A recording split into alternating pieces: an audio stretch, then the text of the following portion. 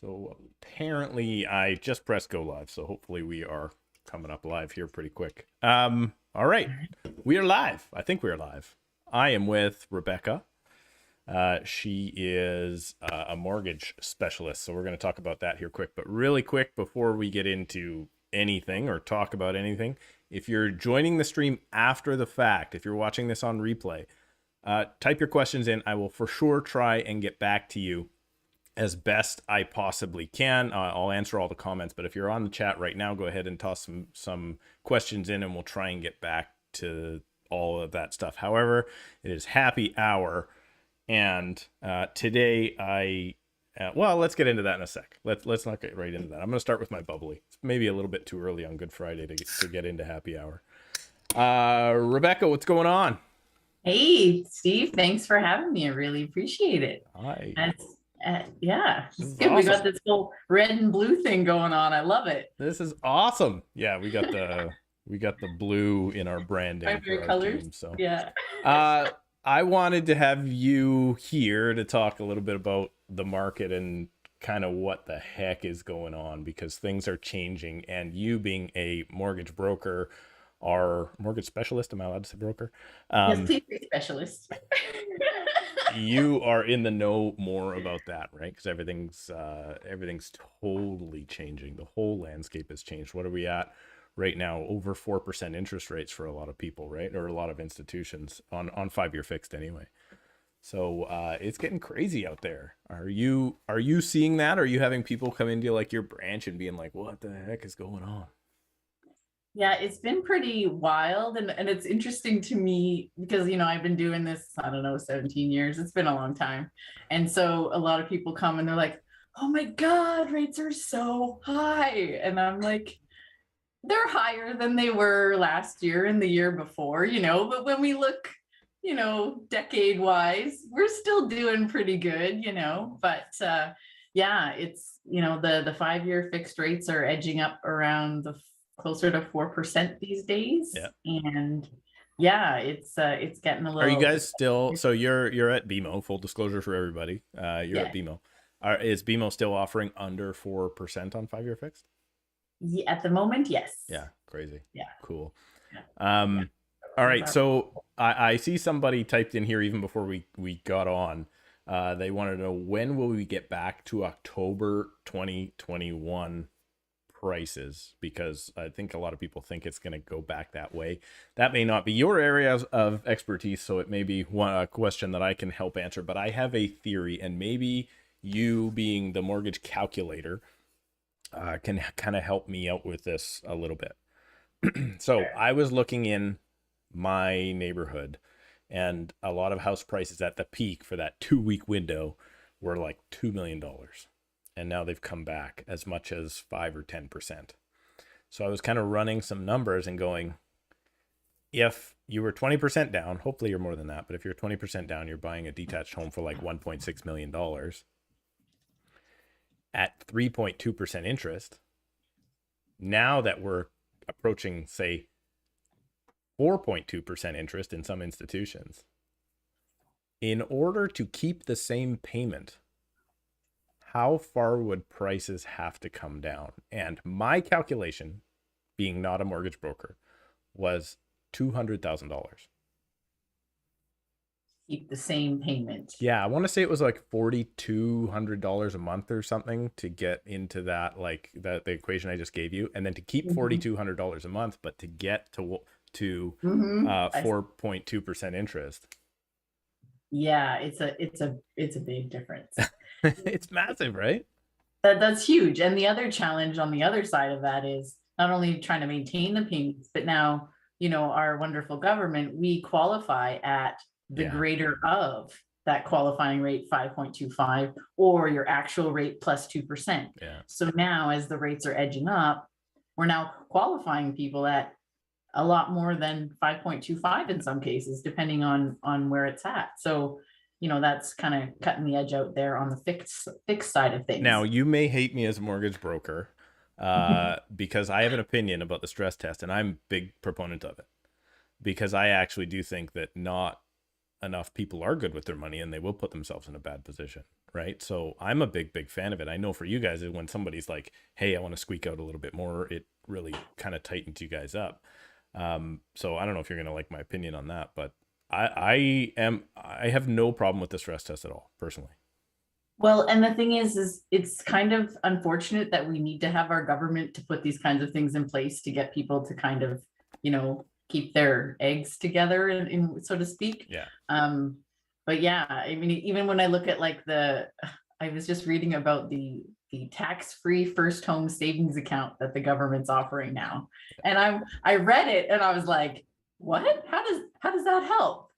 And really, it's very similar to the RSP program. And I'm like, first-time home buyers don't have a problem with RSP contribution room or tax issues. They have a problem with actually saving enough money, physically making and saving enough money. So I think it's kind of here's what I like about it, and here's the trouble with that announcement, and also what I like about it. I would say, okay, so it's a specific TFSA for home buying. It's only open to certain people, which I think is good, because first-time home buyers are the people that need it. Mm-hmm. What I like about it is you don't have to pay it back, because the downside about the RSP thing is now that you've done all that, you have to pay it back. And if you don't pay it back, you're in trouble. So now you're scraping into a home, and you got to also try and pay back your RSPs. So I like that. The part I like about it is, if you are young and saving, is it sounds like it's tax deductible, like the RSP is. So that I think is cool. Now, a lot of people are taking the mindset like, hey, that's going to now drive up the bottom because more people are going to have access to more money. But I don't think that's true, because I think, like you said, I'm not going to swear because we're on YouTube, but No. how am I going to save $8,000 a year if I'm a first-time home buyer, right? Like, this is where I think parents need to step in, and they need to say to their kids at 18 years old, this is what you're doing. This is where your money's going, right? And now I think you can use it up to 40 years old or something like that. I think it actually stops, which is strange, that it stops at a price or at an age, which I find discriminatory, but that's fine. I have no idea if any of these details are true, by the way, but no, they are. I would stop you. I already read the fine print. You're doing great. You're doing great. Okay. I don't think they release currently in our BC market anyway.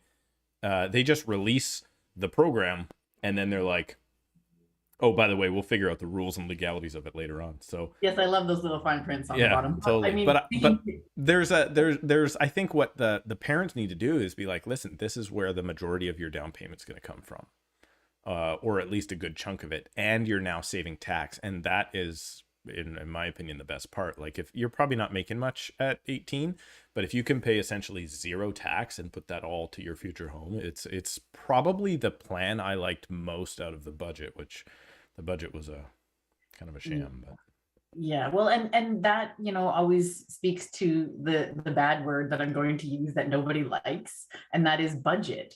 And even most people just don't even like that word. They think it's really restrictive and crazy. And I'm like, that's the crux of being able to do everything in your financial life, including buying a house. And so, it's one of those things I do talk to my clients about, and I find I'm not always maybe getting through, but it's a tough one.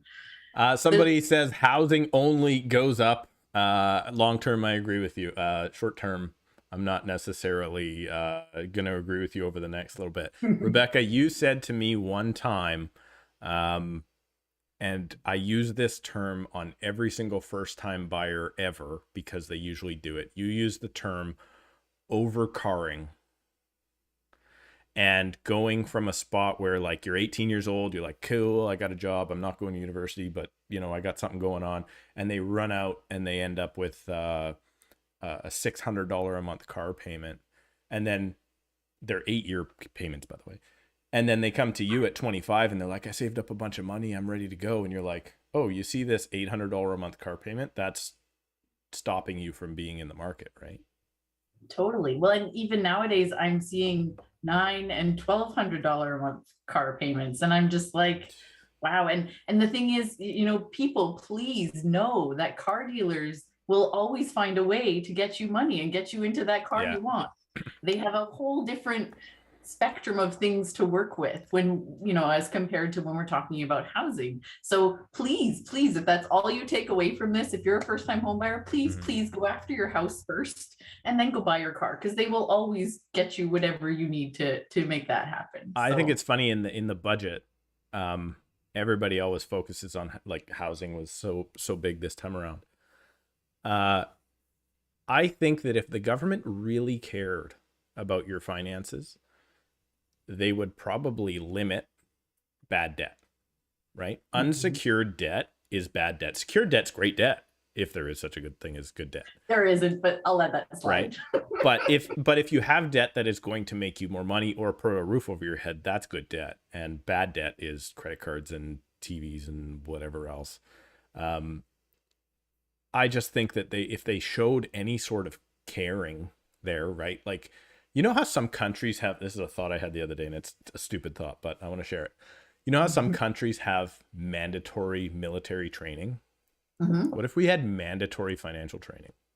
Oh, right? You are preaching to the choir. It would totally work. It would be awesome. I have a whole curriculum planned for a high school course that I could teach. Yeah. Like, let's cover all the basics. I see it on Facebook a lot too. People right around tax time, there's always this meme that comes up that says, man, I'm so glad they taught me about parallelograms in high school, because it's really helping me right now when I'm trying to file my income taxes, like it's crazy.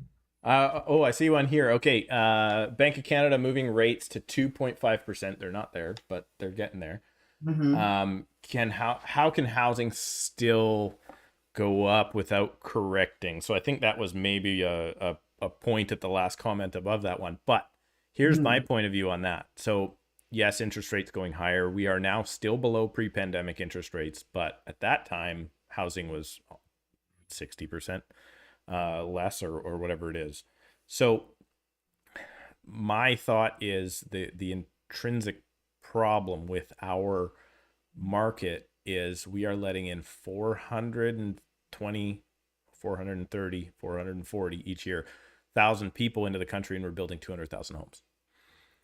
And there's already not enough homes. We're doing this in the wrong, we're growing faster than we can possibly do. And then get this, we have this housing crunch. And when I was in Toronto in November, I saw where I was watching the news over at my friend Tom's house, and I just saw this thing come up on the bottom of the screen, and it said, local government is begging, this is Toronto City Council, is begging the federal government to let more people come to the GTA, I guess, to increase, because those new workers coming to the country are the lower income workers, and they're running out of lower income workers.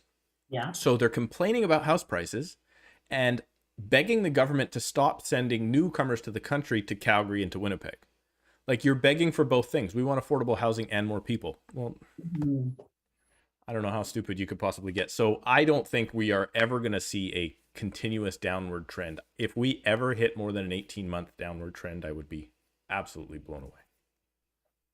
Well, and just to speak to the rate side of things, that is sort of what they're projecting in terms of and I am not an economist by any stretch. And, I just like to read and interpret and give my opinion based on my experience. But they're talking, 2.25, 2.5 by the beginning of next year.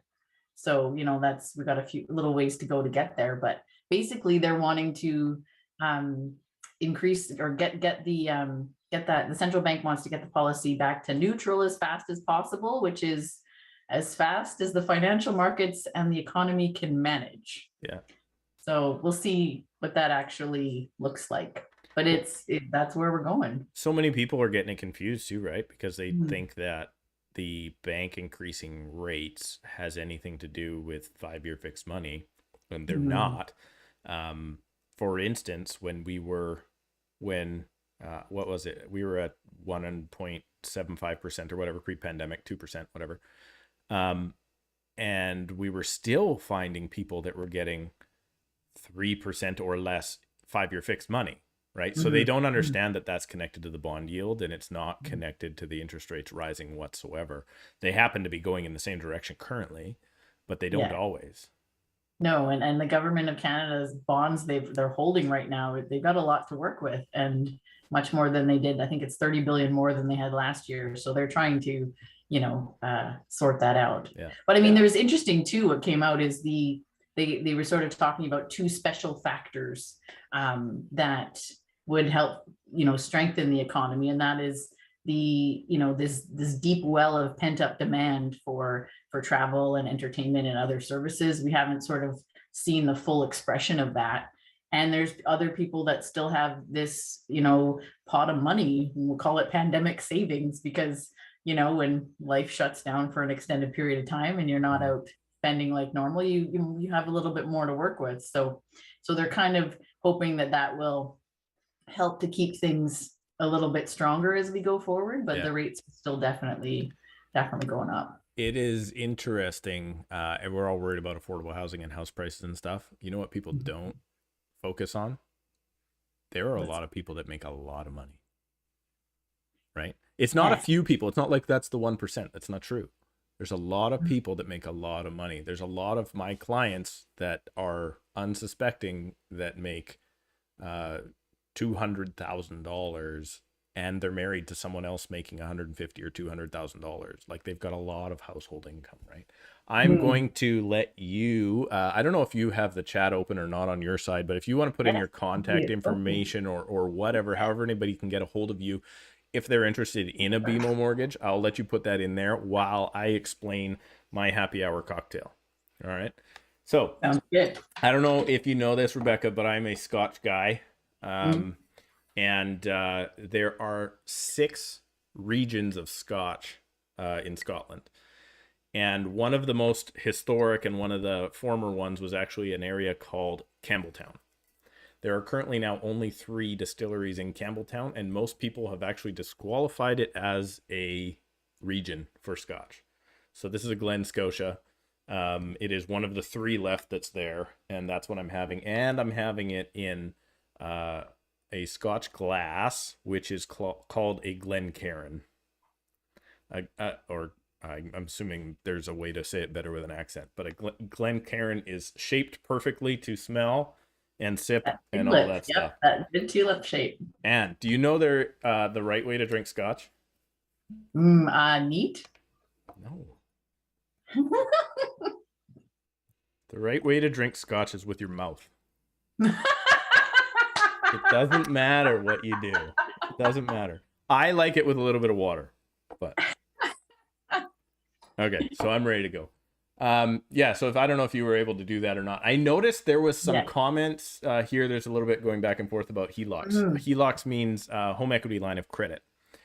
Somebody put in here, Amy, I saw, where is it? Yes. Wait to rates rise more. All these people with HELOCs to purchase multiple properties, they will feel the pinch. Amy, I'm going to correct you. I have a HELOC. And with that HELOC, I bought another property, and that property is paying me at 100% financing and cash flowing in the right direction. It is not hurting me at all. If anything, it's made me $200,000 in a year. So that is incorrect. I do expect that the price from the peak till where it will be, let's say in 6 months, will be lower. But I do not expect that it will ever go down the $200,000 to where I bought it only a year ago. Well, and that speaks to A, cash flowing, and B, depending on how much you invested to make sure that it would end up cash flowing. I have a client buying a resort property that has part of a rental pool, and he's putting 50% down because that's what makes everything cash flow beautifully, and it all takes care of itself. And they'll have their resort property to go and visit and whatever for the family as they choose. But as long as it's working itself out, I'm sure Amy is probably referring to those people that perhaps max themselves. Yeah. That's true. I didn't max my HELOC. That's for sure. That's for sure. It's gonna be, I find, for some people, a really tough spot, specifically renters, in the next little bit. And the reason I think that is, there's another bank. I don't know if you've heard of them. They have kind of a maroon color. They're my least favorite of the big banks, but their chief economist is probably the smartest chief economist. I wish he worked for a different bank. I'm not allowed to say this stuff. Sorry. Yeah, Um, no. so his thing is that rents lag, right? So the reason rents lag behind price is you sell the property, they sell for more and more and more, and then there are tenants that stay in for a certain amount of time, and then eventually to cover those new costs, the new tenants coming in will have to increase. So when I purchased my investment property for $460,000, I could easily get $2,100 a month rent. Now those same properties are depending to $700,000. And what are those people buying now that are renting them out going to have to charge in order to only have to feed them $300 or $400 a month, right? Like that's the type of thing we're seeing. So I think rents are going to, in the next 6 months, go through the roof. Absolutely. There's a question here from Ashwani for you, Steve. My friend's realtor suggests him to wait 3 to 4 months. I'm also in the market. Should I wait or can I purchase? Legal disclaimer. You should do what your realtor says. No, first I would, so here's the thing. Wait 3 or 4 months. Yes. Prices, I believe too, will be lower in 3 to 4 months. I think there will be. But if you were on, Ashwani, I don't know if you were on earlier when we were talking about the cost per month. I think you will wait longer to purchase for less and have a higher payment. Right? Yes. Mm-hmm. I think that's realistically what's going to happen. So I am of the mindset you don't wait to buy real estate. You buy real estate and then you wait. Right? Well, yeah, and you need I'm not sure, Ashwani, if we're talking about it sounds like we're talking about a primary residence, but you need a place to live. So, it sort of comes down to that too. Yeah.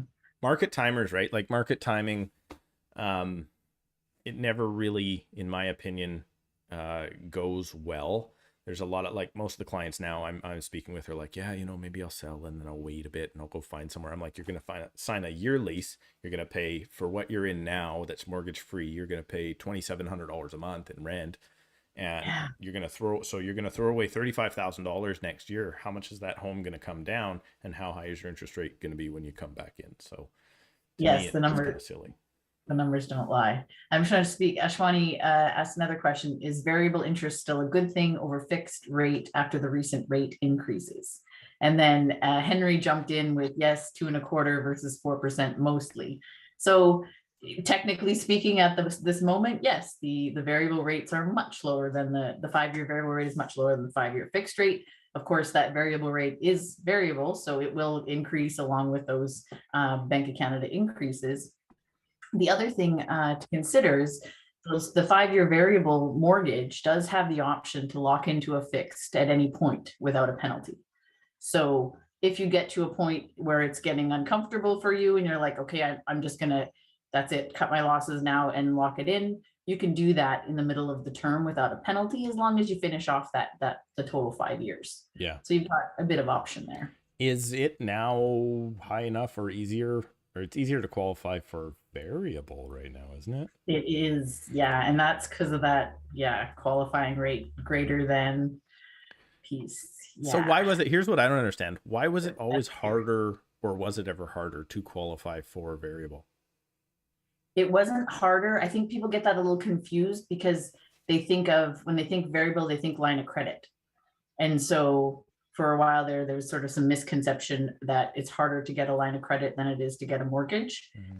And it does depend on the type of property and the purpose and what we're doing and that kind of thing. So I think that's where people got into thinking that it was harder to qualify for a variable rate. The concern I have is right now, as you say, it's easier to qualify based on a variable rate, but not everybody is necessarily best fit for a variable interest rate.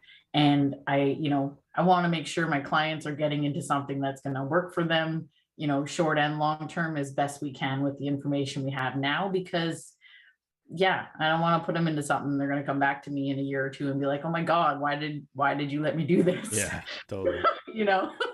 Earmuffs for you if you're not allowed to talk about this sort of thing. But I have heard that there are some people that want to stretch the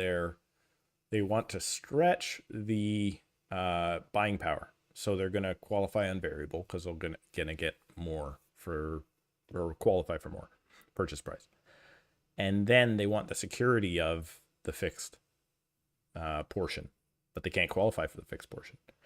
But I would suggest that there's a very good chance right now, if you, and maybe not BMO, this might not be the right branch, but if you went and got a variable rate, and then the very next day after it funds, you went in and secured a 5-year fixed rate, that's a loophole, right? So there is the mortgage does have to set up, and you got to take possession. Like, you got to give it a month. Oh yeah. Well, I'm just, very next day, whatever. You know what I mean?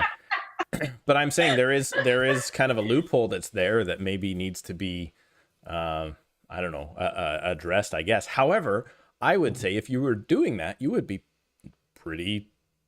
Am I allowed to call people stupid on this channel? You would be pretty stupid, because now you're immediately going and increasing your payment by like hundreds of dollars a month. So you're better off. Now, I've always been a chicken, and I've always got a fixed rate until I went and got my my HELOC that I have. And still I ended up with a portion fixed and a portion HELOC because I'm chicken. I think next time, now that I'm established in life, I mean, I've my age starts with a 4. Not my maturity level, my age. But it starts with a 4 now. And I'm like, you know what? I don't really care. I just want the lower payment because I don't really care if it goes up, because it's still probably going to be less. And I don't have that fear like I used to. But see, and you speak to exactly what I mean, in that it depends on the type of client and buyer when we're talking about those kinds of things in terms of variable versus fixed. Because when you're a first-time home buyer and you're literally scraping together everything you have to get into your first home, well, okay, maybe you're not feeling so confident in having an interest rate that kind of goes up and down, and you're not sure what you're going to get at renewal and whatever. But yeah, it's usually, like you say, those clients that are a little more financially established, maybe they've done this a few times, so they're kind of comfortable with how they're, and more comfortable and more settled in their lifestyle in terms of the money that's coming in and their cash flow, and they got things a little more figured out. Yeah. Then yeah, they're more comfortable with that, and that's cool. That's great. I want you to know, Rebecca, that I recently did a video on the channel where I ranked the banks and how I liked them. Oh, I did not see this. You did not see that one? I don't know if I saw that one. All right. So I ranked the institutions and how I liked them, and I kind of went out on a limb there because I'm sure a lot of people won't agree with me, and some there's good people that work at those institutions, and they're gonna not like my opinion. However, I put BMO at the top as my number 1. Well, thank you. And I've never been a BMO customer ever. I've never had a mortgage. I've never done anything like that. But the reason I did it is my clients that are BMO clients. Well, first of all, I'm going to tell you, I got roasted for that because a lot of people completely disagree with me for different reasons. Most of them independent mortgage brokers, and you guys don't offer broker channel. So that could be, just like I'm a biased realtor, that could be biased for them. But my clients that have gone there, if they are high net worth individuals or even first time buyers, the ones that have gone through BMO, I do find that I don't know if it's a culture in the business or what it is, but the extra work was done to get them the house. Now, I'll give you, and again, this could be earmuffs if your BMO overlords are watching, but I could be at a spot where I don't know. Like, I don't know what the penalties are. I don't know any of that stuff, if that makes sense. But because some people are saying, there could be higher penalties at big banks than there are at some of the other institutions, that sort of thing. But the deal went from my point of view, getting the house is the thing that people care about, right? And if you're, locking into a 5-year fix and you want to sell in a year, yeah, you're going to have a big penalty. Like, these are things that you should talk about. But the amount of banks that are not willing to do the work to get their client their house, of which will get them most of their net worth, of which the bank is very interested in getting their net worth, is astonishing to me. Right? So I don't know if you're allowed to comment on that, but I'm trashing all the other banks. Well, I am happy to hear that. And yes, we've actually sort of shifted in terms of being open for business is what we call it. And we want to make that extra effort to make sure we've checked everything. Like, is there some other way we can make it work and something we can do? So I'm happy to see that that is shining through and that you're seeing it on the other side.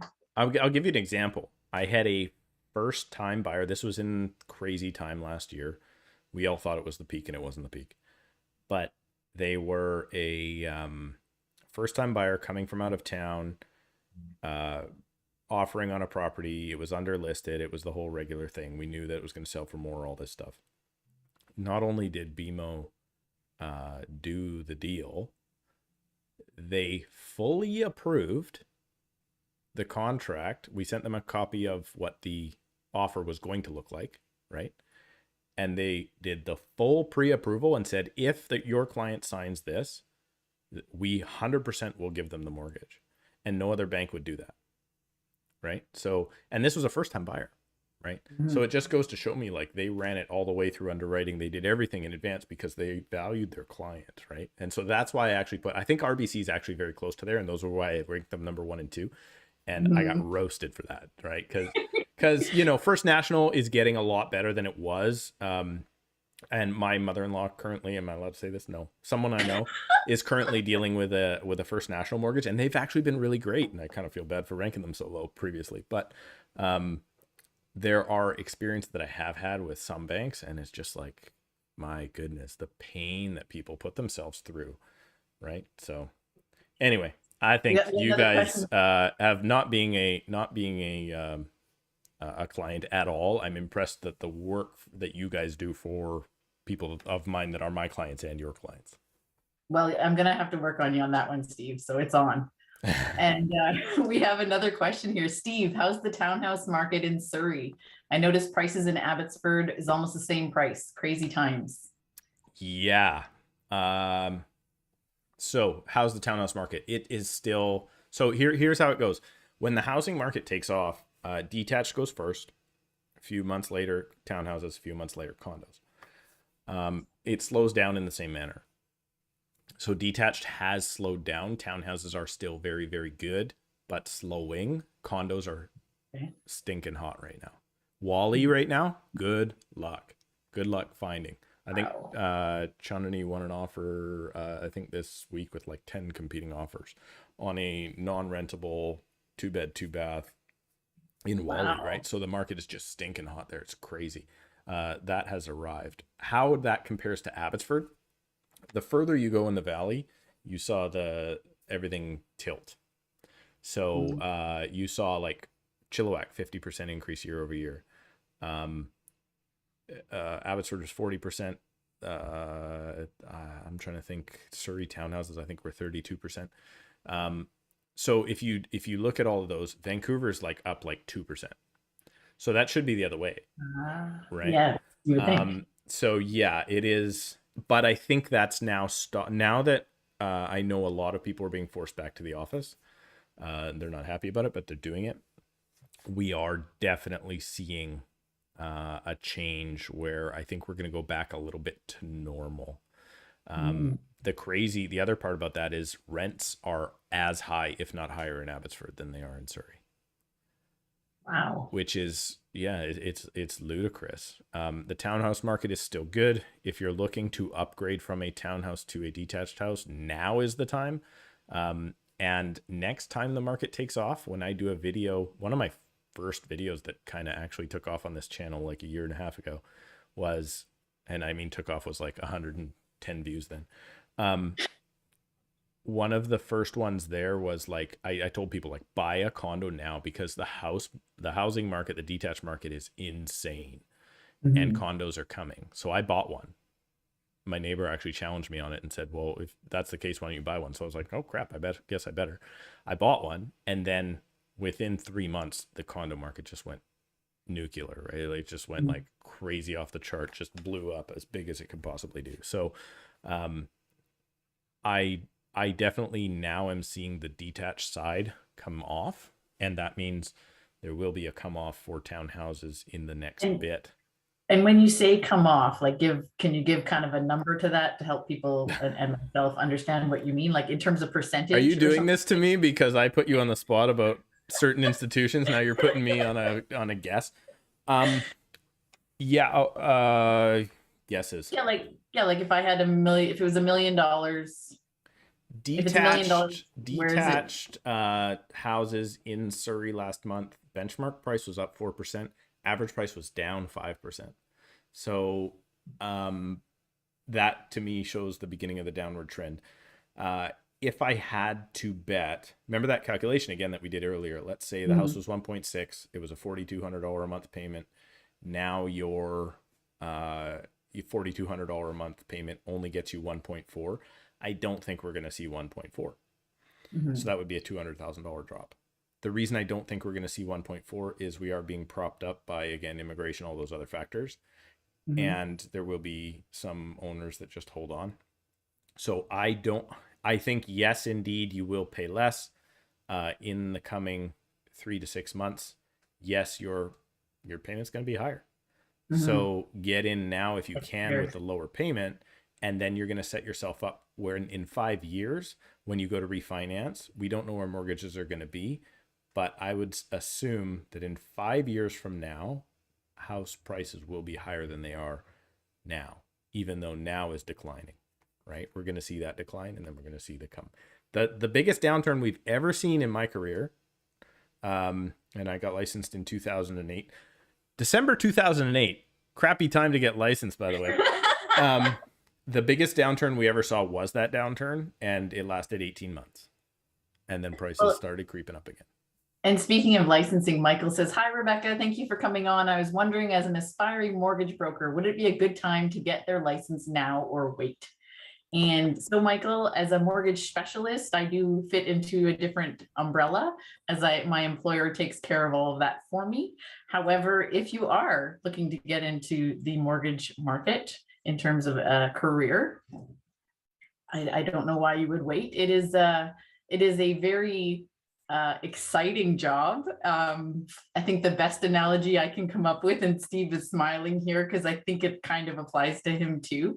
It's kind of like a roller coaster, So there's lots of fast moving parts, and there's lots of great highs, and there's a few lows as well. But yeah, if you're thinking about it, I mean, start your research, look into that. There's a few tests to do and some studying, and yeah, I say go for it. I think this way when it comes to new licensees in real estate. I don't know how it how it applies to mortgage brokers. The most successful real estate agents get licensed in the worst markets, right? So I'll give you an example of that. Which is actually on my team. If anybody's worked with my team before, Eric is one of our amazing agents, solid agent, good, but he came in to a very tough market, or a very good market. And we were like basically slamming deals together, and it was like crazy. It was like, I think he got licensed in August 2015, right? So that was just the beginning of like the first craziness. And then tons of deals. Like, he won Rookie of the Year. He won all that stuff. And by the time the market slowed down, he had more of a learning curve because he didn't have necessarily all of the skills in order to get the home sold, right? Because he didn't start out. So he did go through a sputtering. Well, all of us in like 2019 went through a hell of a bad year. But but the best agents that do well long term will be the ones that have to go through those. And if you can't survive now, for instance, somebody like Eric, he went through a really, really tough time with the rest of us did in 2019, which was a terrible year. And thankfully he had enough where he could get through that, right? So if you can get through the crappy parts and I'm sure mortgage brokers the same part, you're going to come out better on the other side. Eric is an amazing agent now. And I don't think he would have been as good an agent if we didn't go through the later half of 2018 and all of 2019, where it was like, holy crap, what do we have to do? Right, where you actually have to, put in the effort and do the activities and things like that. Yeah. One of the other things coming up on here is talking about bidding wars. So I have heard before that there was, multiple offers. I have clients making unconditional offers, just trying to get things. Where are you seeing that now? Hit and miss. Okay. Like I said, It's not completely gone away. It's not completely gone away. What has to go away, and is my personal vendetta to make go away, is underpricing. Right? Like there are now, for instance, I think I brought this one up a few other times, but we had a property in the Infinity Tower, which is now one of my favorite buildings. It wasn't originally. It was a rough go for a while. Both those videos. But we were looking at the recent sales when we were listing with these clients. Shout out clients that I met on YouTube, actually. And we went through the whole process, and I was like, listen, all these guys are listing at $499 and everybody's selling for $600 to $607. Everybody, $499, $600 to $607. And this was going on for like 4 weeks or 5 weeks in a row. And I was like, I said, here's what we're going to do. The market is shifting. We're going to list at $599. So we came on the market. We listed at $599, right? And we sold for in excess of what all those other people sold for, because the market's going up. Mm-hmm. Still 3 other agents that week that listed at $499. And none of them accepted anything under $600,000. So why are we doing that? Right? Mm-hmm. Like, it's got to stop. Let's get back to reality. And that won't stop until the buyers say enough. Mm-hmm. Until the buyers say, no, I'm not offering on that property anymore. They won't get there. And unfortunately, the shift won't happen. Yeah. And since then, Wally's only got crazier. But Wally gets crazier because people that don't live in Surrey don't understand that there's better places to invest than Wally in Surrey. Right? I saw that video too.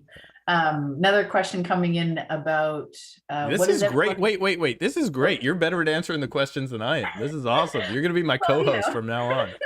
Totally. So fun. What is everyone's thoughts on pre-sale? And then Henry mentioned about the assignment tax, the new assignment tax. Well, first of all, let's you can get a sales plug in here. What does BMO do for pre-sales? Yeah, so we're pretty awesome at BMO. We can guarantee the mortgage approval and a builder capped interest rate for up to 3 years while the property is being built. Huh. Cool. Pretty sweet. Sorry, ask me the question again. Pre-sale. What's your thoughts on pre-sale? There was a period where they were good. They're usually very expensive. Personally, I like to touch and feel and kick the tires of the property I'm buying. I got very interested in a pre-sale development a couple weeks ago, and I sent for a price list, and I was immediately turned off again. Just because you can buy a 1-bedroom that rents today for $150,000 less than the brand new stuff. So you got to see a massive increase in order for that to happen. Pre-sales are great for a lot of people. They make a lot of money. Pre-sale tax, though, I think that was the other question. Yes. That is hilarious, because if the CRA was doing your job previously, that was already payable. Mm-hmm. So absolute sham, smoke and mirrors, waste of time announcement. So I'll give you the rundown on that. So they said after the flip, tax is now payable on the flip. So if you assigned an assignment of contract, tax is now payable. My understanding, and I'm not an accountant, is, so let's say you bought a property for $400,000, you sold that property for, you sold that contract. Yeah, it's not built yet. You sold that contract for $500,000. My understanding is, if the CRA is watching properly, that you now owe GST on the $500,000. right? Because that is the price now of, so, Yes. right? So the thing is, a lot of people were just not claiming it, not paying it. And I feel terrible for you people, because CRA ever comes knocking, you are screwed. But it was always payable. Now you could have, at one point, if I'm not mistaken, you could have said, like, listen, I plan to have lived there. I'm not going to be living there. Something has changed in my life, and now I want an exception. And those people would often get it. Well, yeah, it's interesting what it said in the article. The quote is, currently when a person makes a new home assignment sale, GST may or may not apply depending on the situation. Yeah. So now they're saying, doesn't matter what the situation is, 100% it's Right. payable. So that's kind of the difference. The funny one and the clickbait one, am I allowed to have two, Rebecca? I think that's it. No. Have some more of the bubbly water. The no flipping tax. That one to me is, what do you think about that? probably stupidity as well. Do you think it's going to help? Well, Anything? yeah, but who didn't have that, or who wasn't, again, already getting taxed that way? So what they said is, if it's your principal residence within 12 months, you don't, previously, because it was a principal residence, you didn't get taxed, whether you live there one day or multiple days or whatever. So if you are in the business of buying properties, renovating them, flipping them for more money, improving the stock that's out there, because stopping flippers is only going to give us houses of squalor to live in, by the way.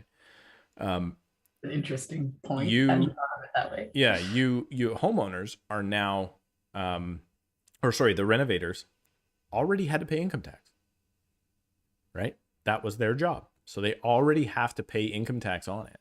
You couldn't flip a property. Now, here's what they're trying to do. It was the business being taxed as business income versus Correct. capital gains. So if I bought a property, in order to flip it, I was going to already pay income tax, because I bought that property. I never moved out of my house. I never moved into that property, and I fixed it up and I sold it. So it's taxable. Yeah. So it's not flippers. You're using the wrong term. Well, and they're doing it as a business anyway, like you say, and it's not, So what they were trying to do is, the tax evaders who were saying that they were living in the property and not living in the property, right? Again, something that could have easily have been taken care of if the taxation authority was dealing with those in a correct manner and had the manpower in order to search those things. So the downside is there was a lot of people that, we're a married couple. My wife, for some reason, had to buy another property and go live there for 6 months. And then, now she's back with me again. So it's a sham of a tax. Nobody flipping properties is discouraged because they were already paying income tax. And, maybe they weren't paying income tax, but it was a waste of time. I get what you mean. Yeah. It's just a fuzzy thing. Another question coming in for you, Steve. How do you think the Skytrain will affect Langley prices? And I did a video on that. Did you? Yeah, ages ago now too. I'm very excited. And then Pat was talking about it, the Skytrain being built in 5 to 7 years. So yeah, what are your thoughts there? My thoughts are currently, one sec, we have 31 people still watching this after 48 minutes and only 9 likes. So that's my first thought. You guys, we need come 31. on. Give us a little bit of like. So the gist of the Skytrain video is, your property itself, once the Skytrain is in place, does not increase at a rate greater than other properties. The time when it does increase greater is the time of the announcement to starting building. Which is now. So let's say your property is $500,000 and it's near the train, your property is $500,000 near the proposed train, but it's not proposed yet. The other property is 4 miles away. It's also $500,000. When the proposal was made, your property will lift in value greater than the other. And then when construction starts, it actually starts to reverse a little bit.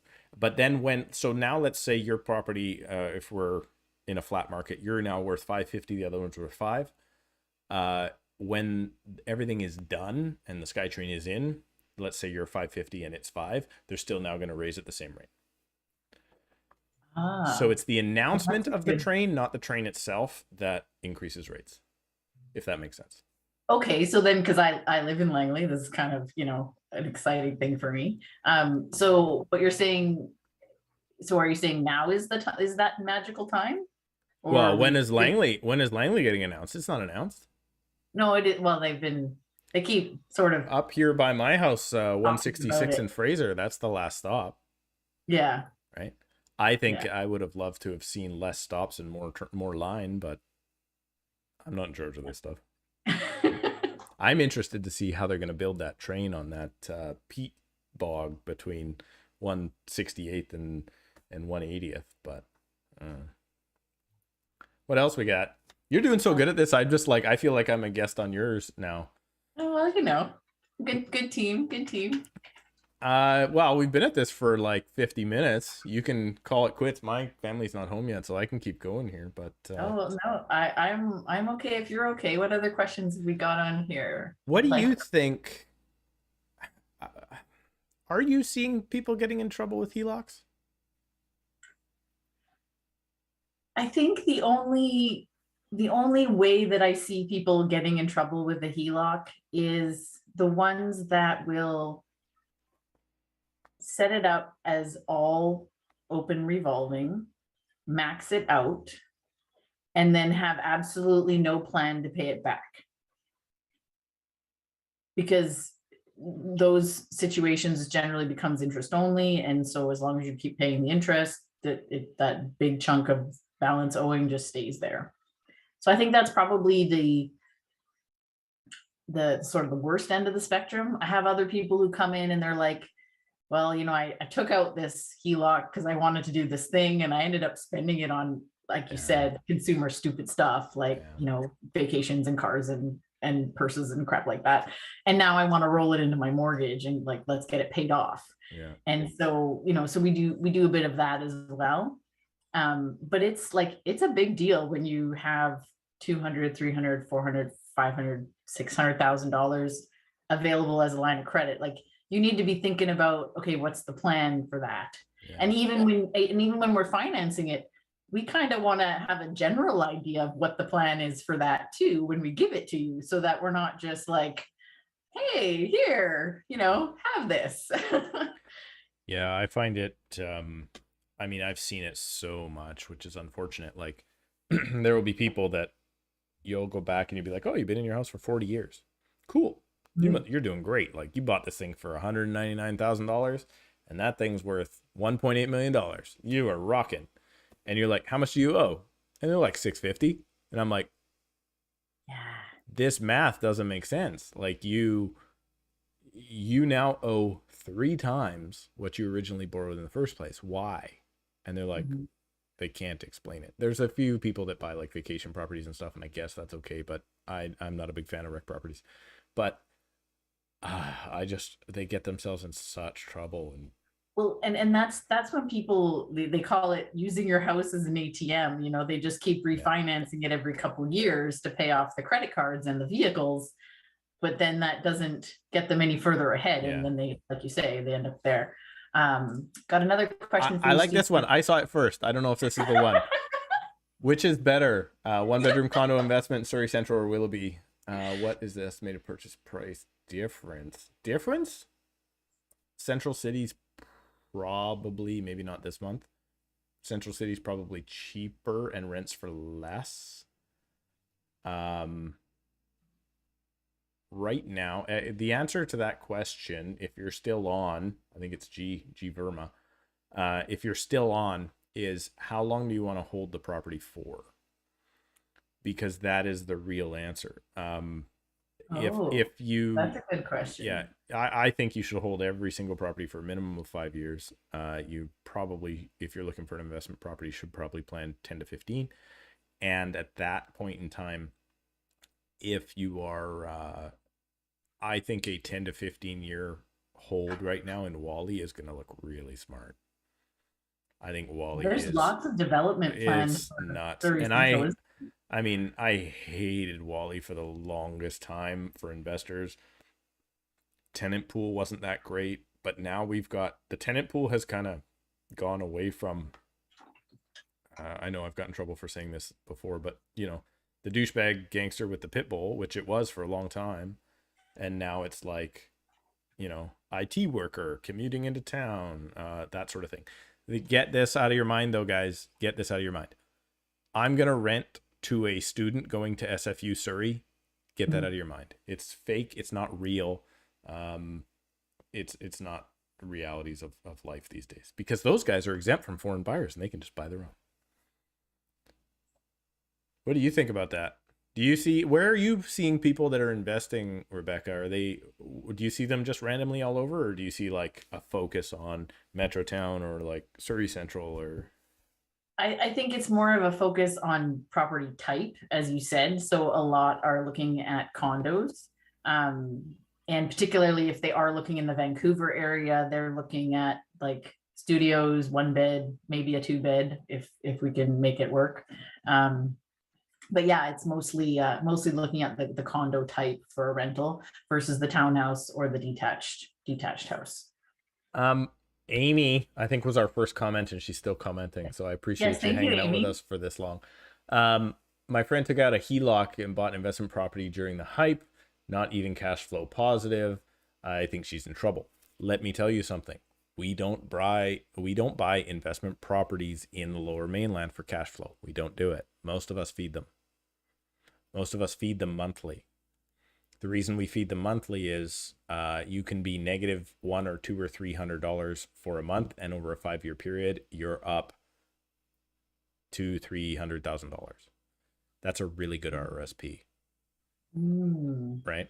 So we're talking about obviously the total asset appreciation versus 100% asset appreciation. Yeah, you have two things, right? Like, it's almost like thinking about stocks. You've got a dividend stock and you got a growth stock. Vancouver and Toronto are growth stocks. Calgary's a dividend stock. Calgary pays down your mortgage, right? Surrey doesn't pay down. Well, Surrey pays down your mortgage, but growth is what you're looking for, if that makes sense. Yeah. Man, everybody loves you here, eh? Thanks, Rebecca. Well, you need to have me on more often, Steve. Amy, I want to try doing these because I want to do these more often because the 3 videos a week is wearing on me. Thankfully, Okay. Okay. A third of our business is now coming from meeting people from YouTube, which is crazy to me. I can't believe me yapping. Like I said, I sent you there. I couldn't believe it. There was a client who saw one of your videos and you mentioned about BMO and our 130-day rate guarantee, and he like called me up and was like, "Oh my God, I saw this YouTube video and I have to talk to you." Yeah. Like, it's awesome. It's nuts. So but these are easier to do. Well, other than the audio problem that we had before we started streaming, but these are easier to do than to produce a 6-minute video with a topic, right? So well, and I mean, you guys can let us know in the comments, but I think this is a little more helpful too. And I was thinking maybe we could hit up the next Bank of Canada rate announcement. Might be a nice time to have another little chat. But let's see what happens rate there. Announcements, bloody hell. Anything else? Anybody got anything cool to say? I don't. I'm just here. Do you know why these are so? You know why these are so perfect? Yes. These are so perfect because apparently the shape here and then funneling the smell is. Make sure you hold it just on the bottom, right? Do you know what's crazy about the You want to warm it up? The Glencairn glass? What's so nuts about it is it wasn't invented until I think it was like 1983, so it's a relatively new glass.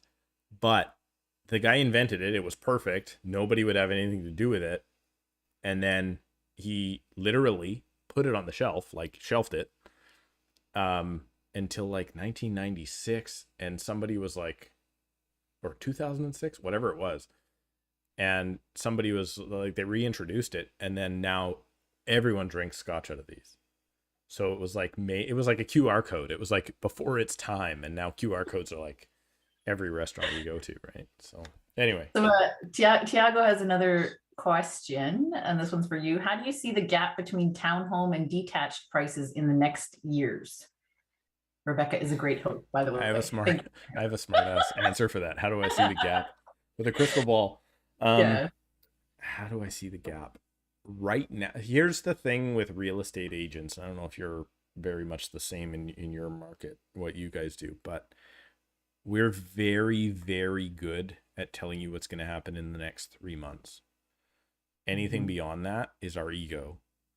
So I think right now, selling a townhouse, you will sell at a high, and a detached house at a discount from February.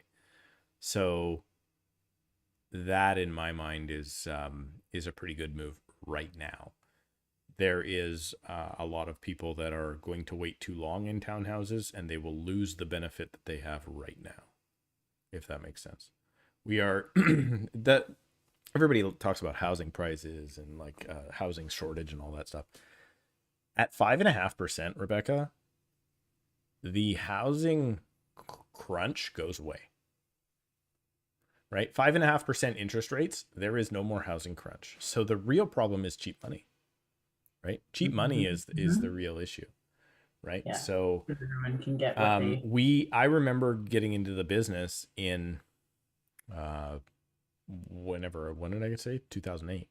And then 2013, I was like, I don't know which properties to show my clients because there are too many. Right. Oh. Our problem, and I think there's a chance we could get back there, but there was a point in time where that was the trouble. And right now the trouble has been, over the last little while, is there's nothing to show them. Right. So yeah, I always look at the number of active listings, and we've just crested 4,700 active listings on the market. And once we hit 7,000 active listings, you will see prices starting to drop. Right. I don't know if we'll get there. We haven't been there since pre-2019, but well, and that's one of the things I appreciate about you, is you're very candid and honest in terms of like, hey, my 3-month timeline is, this is what I'm sort of forecasting or thinking. Like, do you know why I know that though? Here's the thing. When I bought my condo, I was projecting, I was like, this is a really good time to buy a condo. I'm going to own it for 5 or 6 years, and at least, and by the time, the let's say 6 years from now, it's going to be worth hopefully $600,000 to $650,000. It did that increase in a year. So I can't predict that. When the market goes up, you can't predict it. So you can predict. I knew it was going to be a good market in the future. I didn't know how fast it was going to be. Right. So. Well, and another one here, Jason was saying, I think rancher pricing is coming down to 1.25 in the next 4 to 6 weeks in Surrey, Cloverdale. Haven't seen it. Depends to what you mean by rancher. I would suggest, Jason, by your last name, that you're not Irish. Indian folks like to build. And then are you looking at like 1970s ranchers? Are you looking at like 1993 ranchers? There's a big difference there, right? Like there's well, I've been seeing a lot of that tearing down, buying the older, much older thing. And the question is, are you talking rancher value or are you talking lot value? Oh, that's a good one. Well, Jason, you can let us know in the comments. Yeah. And then Mr. Musashi says, with prices usually being over asking, is it not worth bidding anymore? Not worth bidding, asking anymore. It's so asking price. The asking price needs to get out of your brain. You have to view it as marketing price. Right. So how are they marketing the property? Because if they're listed for instance, Jason's, if 1.25 is the right spot for a lot, and they're listed at 7,200 square foot lot. Yeah, it's a standard Surrey lot. If asking price is $999, we're going to go into crazy bidding war, and you're going to sell unconditional first day. If asking price is 1.399, you're going to sit and wait. So it's so like market value has a lot more to do with anything than just looking at the asking price. Yeah. So it's very interesting to see. Everybody focuses on asking price. Well, I'm not going to pay them more than asking. I'm like, well, it depends how they're listed, right? I'm not going to tell you not to pay market. I'm going to tell you to pay market because that's all it's ever going to sell for. But if they're intentionally underpriced for their ego, they want to sell for this much. Well, is that much the right amount or not, right? Do you want to spend that extra money just to pay for that person's thoughts anyway? Yeah. Houses around my area, Henry says, taking a longer to sell. Yeah. You know what? I was with somebody the other day that's lived in their house since 1987 or 89, I think they said. And I was like, you're gonna have to hold your horses. You may not sell for 10 days. Right? Yeah, exactly. Yeah. Right? Well, that's actually something that the bidding got me thinking about too, is because I've had several clients where it's like the realtor's like, we're taking offers Friday, Saturday, Sunday, or no, we're viewing showings are Friday, Saturday, Sunday. We're taking offers Monday, and like that's it. Mhm. And I was kind of like, oh, well, that's very organized and to the point. Is that still going on, or is that sort of going? People are trying it. Some people are successful. Some people are not. I'm recommending that my clients are looking at offers as soon as they come in right now, because their serious buyers know what a good product is and they're going to offer a good value for a good product now. The waiting can backfire, especially if waiting means that you want to actually get more than your asking price and then you get no offers. You look pretty stupid if you offer somebody a house for $1 million, it doesn't sell, and now you're asking 1.2. Yeah. Right? You're like, wait, will you take it for $1 million? No, I won't take it for $1 million. How about 1.2? You look like a dummy. You look like a dummy. Don't be a dummy. Market price here we go. for a new 1-bedroom condo in Surrey Central versus Willoughby. I don't know. It depends on the developer. It depends on the high rise, low rise, all that wonderful stuff.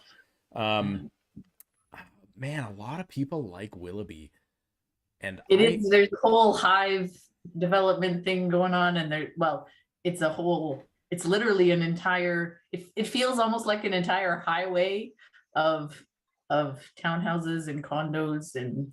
Here's what I don't like. Any clients listening that live in Willoughby, plug your ears. I still love you. Here's what I don't like about Willoughby.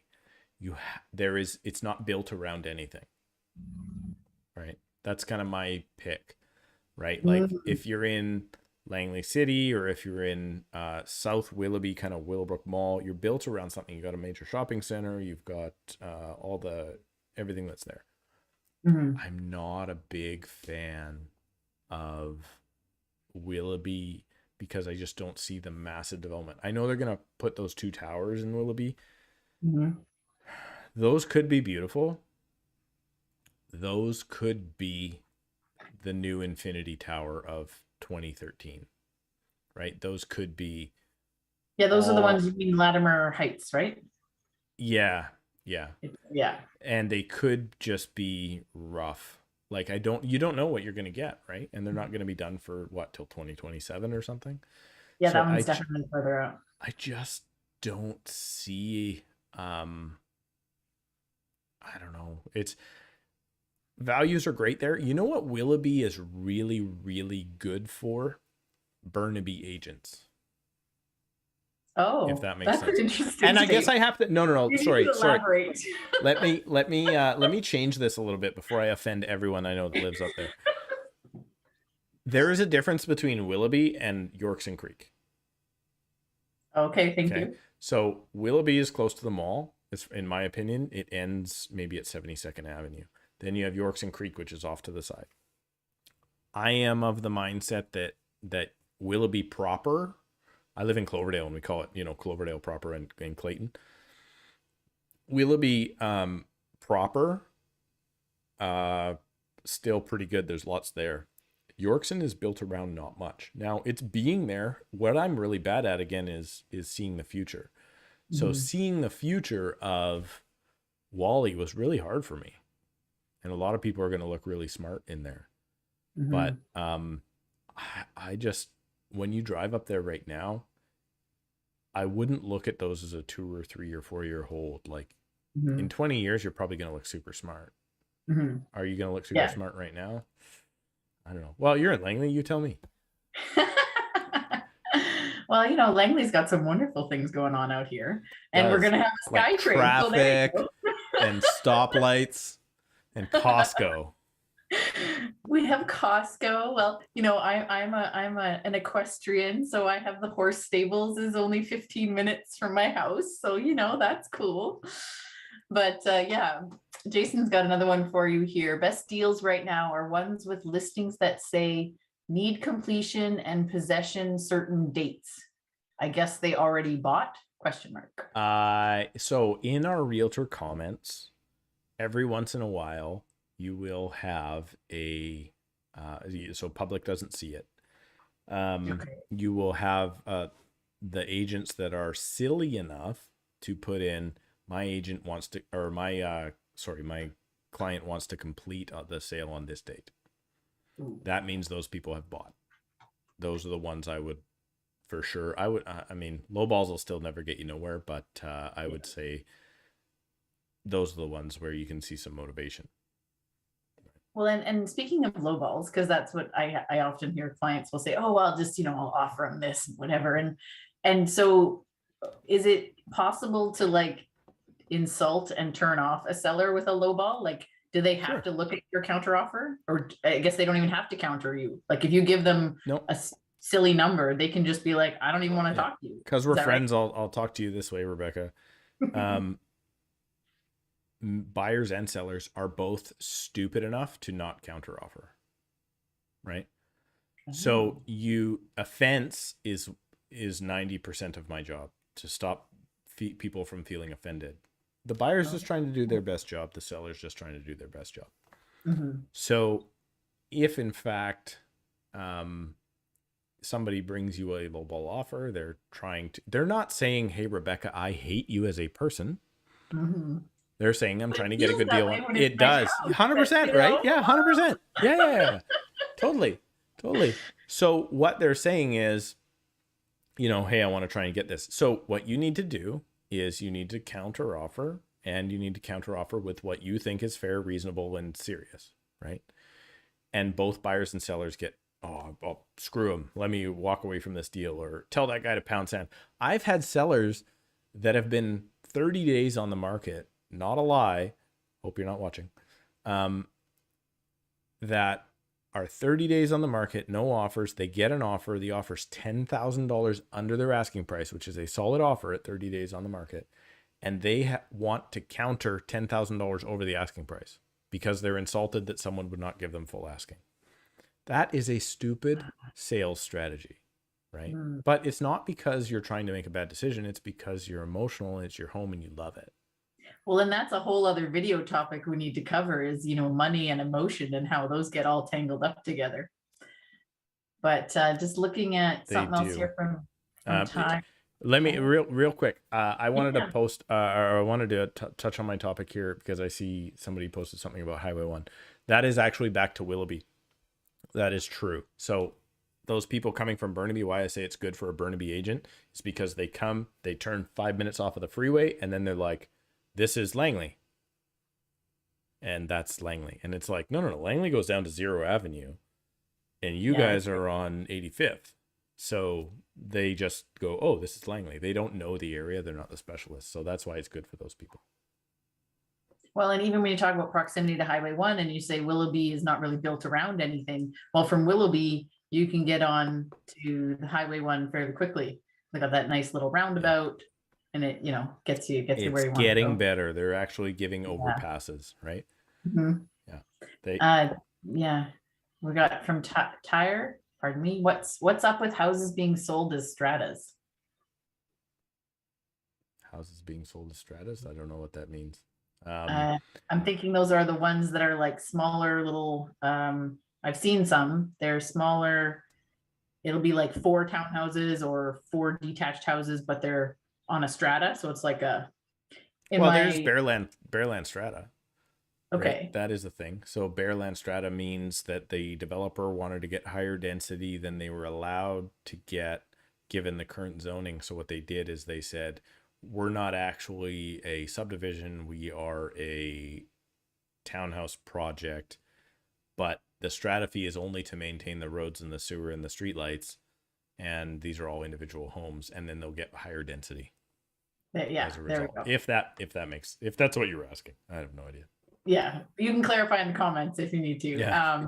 Pat asks, how hard is it to get bridge financing? My times closing dates don't match perfectly.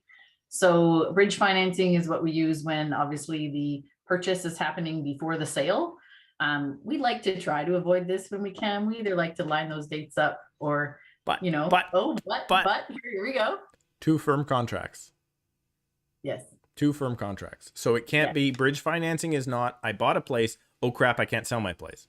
Bridge financing is I bought a place, I sold my place. The dates don't line up.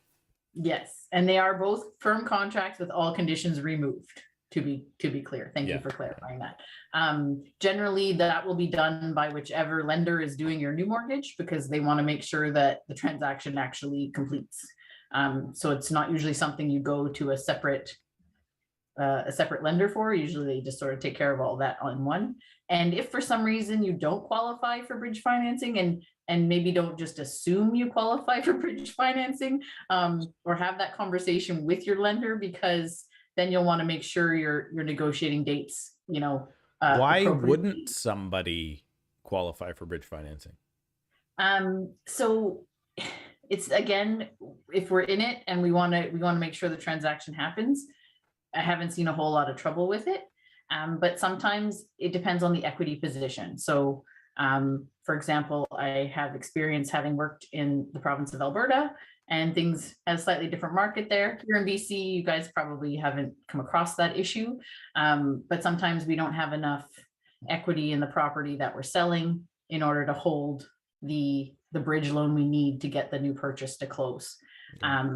But to say it hasn't happened recently, but it is still, the fine print, so to speak.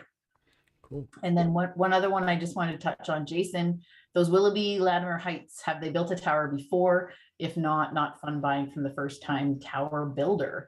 So I do happen to know the builder there, and they are very experienced in the valley and have built towers before. So I can say that for that particular project. I'm going to say Rebecca, I'm also,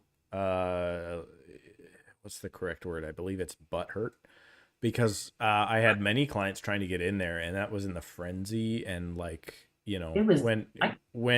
the market is frenzied, developers do everything on their own.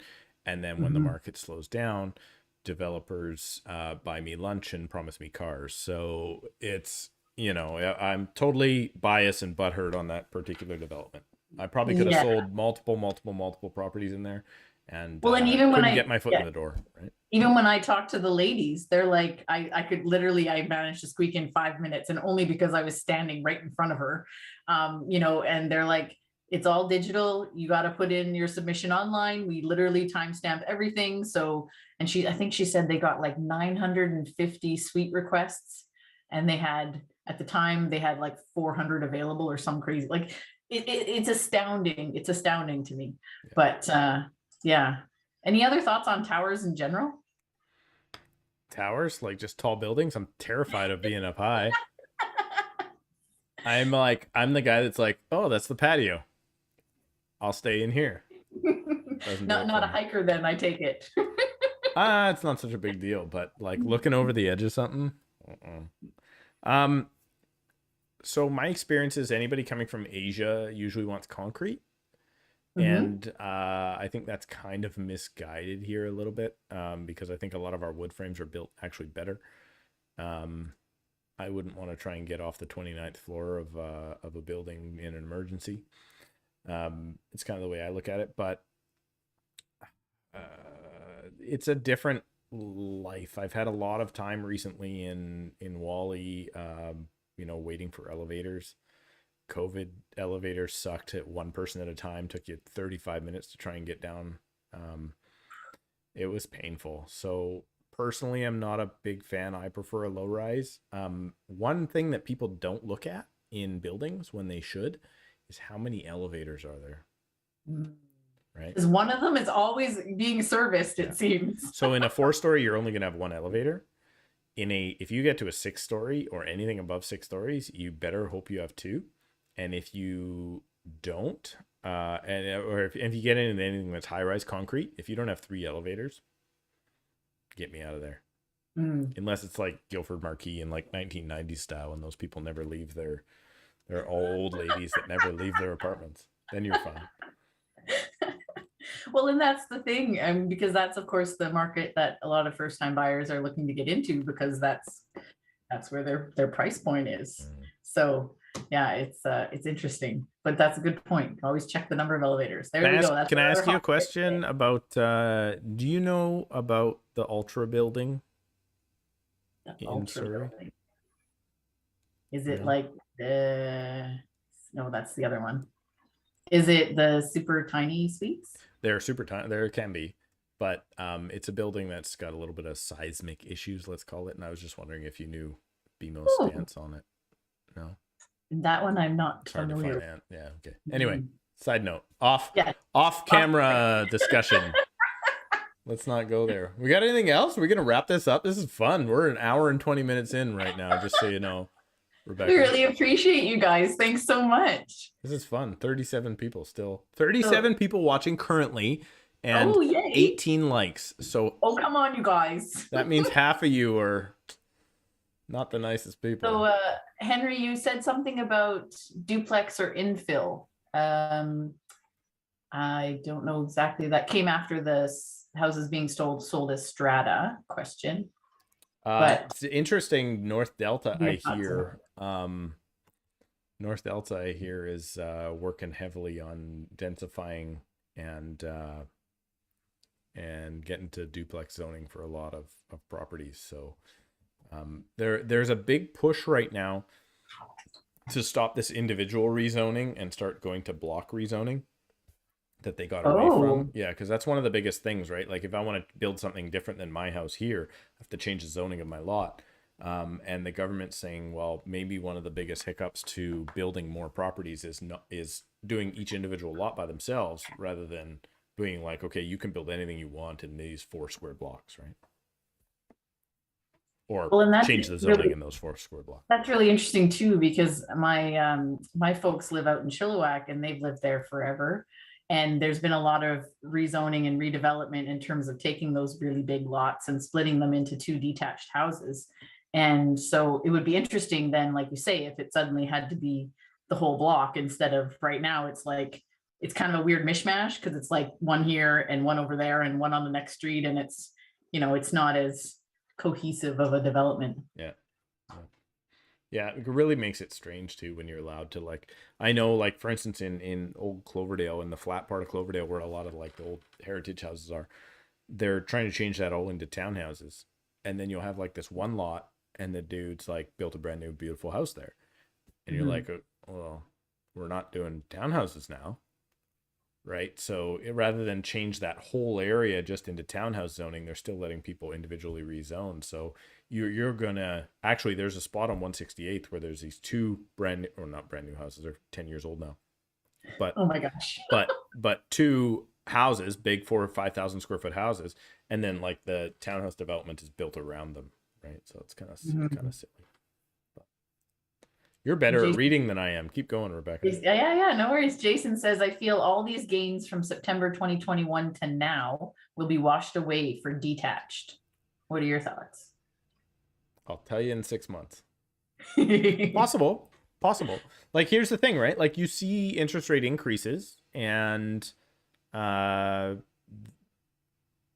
there could be something like that happens, but gains over a 6-month period are easily wiped out.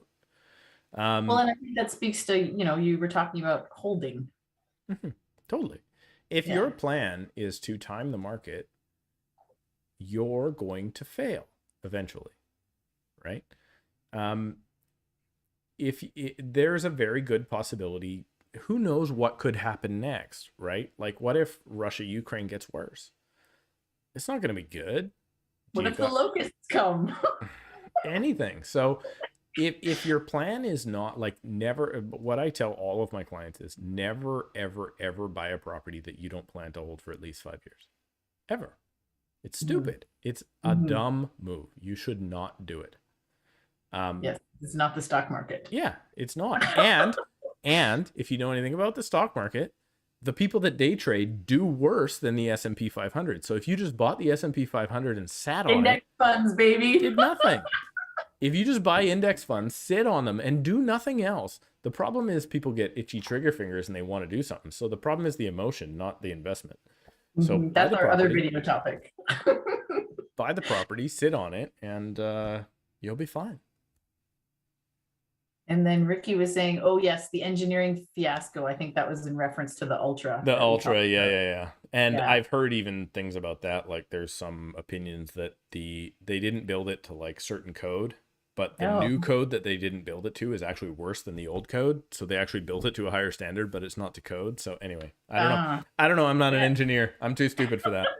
I'm not gonna pour myself one more. I'm gonna stick to the bubbly now. Yeah, go back to the bubbly. There you go. All right. All right. And then yeah, Ricky said too, when you were talking about building the one big house on the street surrounded by townhouses, he says same as Bolivar Heights, mix of newly built single family homes and multifamily. Yeah.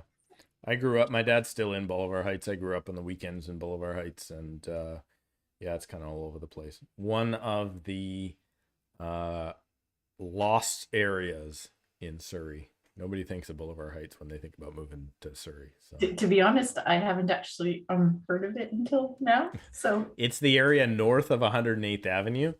okay. So if you're from South Surrey, you don't know that there's anything above 56th Avenue.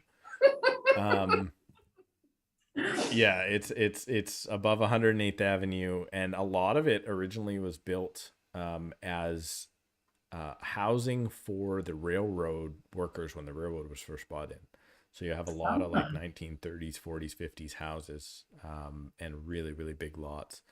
And yeah, it's all changing. It's not, the weird part is there's not a lot of sewer up there. Storm sewer up there. So you'll get a lot of two-story building. Even though it's high up on the hill, there's no storm sewer. I don't get it. Interesting. Yeah. And then Amy was saying, my strata has gone through the roof. Inflation is going to cause strata to skyrocket. Yes. What are your thoughts? There Yes, you go. it will. And that's coming. I don't know what to think of it. I do think budgets are going to get rough in the next little bit for stratas. What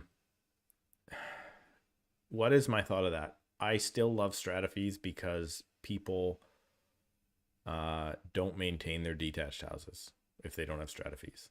So I think I love how you come at it from the complete opposite perspective. I hadn't thought of it that way. Strata fees are great. There's nothing wrong with a strata fee. You're paying for the maintenance of your property. Yeah. Right. As long as it's well managed and they don't blow the money on stupid stuff. Let me tell you something. I've been on many stratas. Ah, yes. So we have an expert in our midst. No, I'm not an expert. I just think I am. The people on your strata are not trying to screw you. They're trying to maintain the property. The people voting that turn down votes on maintaining your property are strapped for cash. If you are strapped for cash and you choose not to maintain your property, you will screw yourself long term because your property will devalue or you will have bigger assessments in the future. I have always voted yes for every single assessment ever voted through any of my strata properties because I want the property maintained. And well, you vote no, you're screwing yourself, right? Well, and there's a lot of things that can happen in terms of what comes to my mind in terms of financing is the roof and the parkade, because that's always the two that seem to have the challenges. But and we do see that we do a refinance on those investment properties or those primary residences to pay for the special levy because not everybody has 30 grand in their back pocket or whatever it may be to pay for that. And then Henry mentioned too, insurance plays a big part on the strata fee. And Jason admitted to he says, I'm a flipper. Good, man. Like if you're going to flip a property, there's nothing wrong with taking advantage. I don't think it's a problem. Strata fee, what most people don't realize about strata fee. You have your insurance in there. It's a big portion. You pay a much lower insurance for your strata unit for your personal insurance. So the building is actually insured through your strata fee. It's a big portion of it.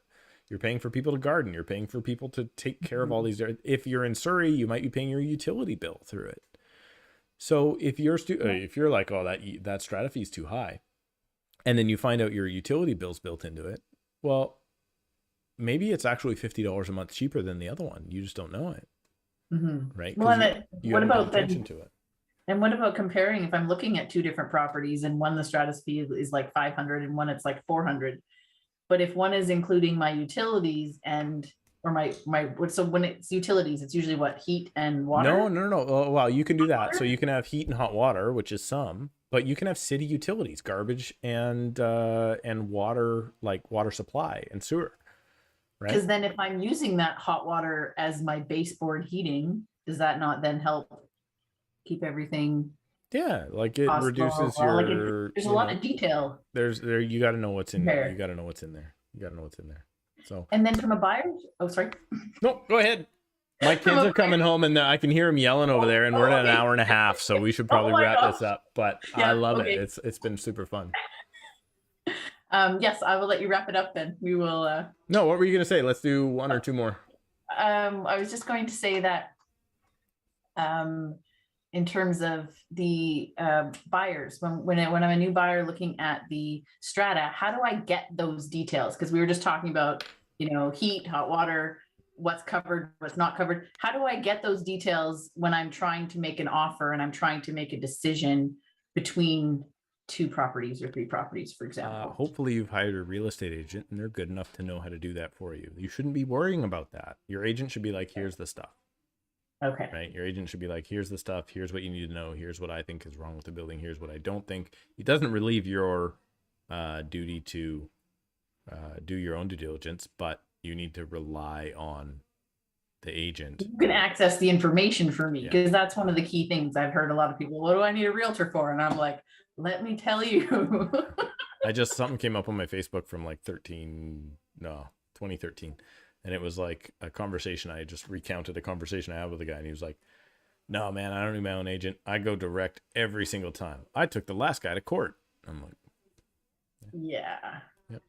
Okay. Oh, one more last question, I think, from Doris, because do you think that people are going to continue to move further out? Bye, Jason. Thanks for joining us. That's a very interesting. Well, let's have this be the last one. Moving further out used to be a thing. Right now, it's not. I don't think so. The reason for that is I used to be able to move from Newton, in Surrey. I could move to Brookswood. I could put $100,000 in my pocket or $50,000 in my pocket, and I could get more property. Mm-hmm. This is no longer the case. If anything, you're paying to make that move, and you're getting a lesser house. So, no, the move one city over is no longer getting you more. As we point like an hour ago, when somebody said like, hey, these properties seem to be the same price in Abbotsford and Surrey. Yeah, no, the answer is that's not going to be the case at all. So, all right, Rebecca, let's wrap it. My family's home. This has been an hour of talking. This has been super fun. If people like it, I hope they comment and let me know down below. We'll do it before only 25 likes. So that means 25 people liked you. At least 36 that are still watching don't like me. So, well, I'm off to go make Easter bread. So, All right, have fun. All right. Thanks so much. You, guys. We'll talk to you soon. And we are off.